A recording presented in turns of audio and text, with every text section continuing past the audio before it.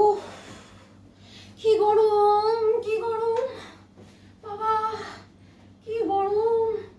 গরম কই কই আমার তো কোথাও ঘাম টাম নেই।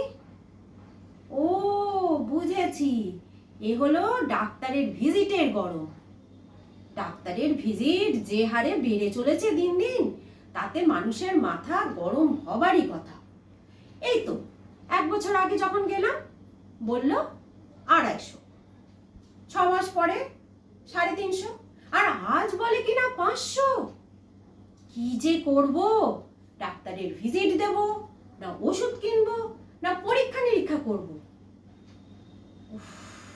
পড়তো যদি ওই মুচির পাল্লায়, তাহলে বুঝতো কত ধানে কত চাল। মুচি কি করেছিল তা যদি জানতে চাও, তাহলে আমার বলি শোনো চ্যানেলে গিয়ে ভিজিট গল্পটি শুনে এসো, তাহলে বুঝবে ডাক্তারবাবু কেমন জব্দ হয়েছিলেন। আর আমি একটু ঠান্ডা হয়ে নি। ধন্যবাদ।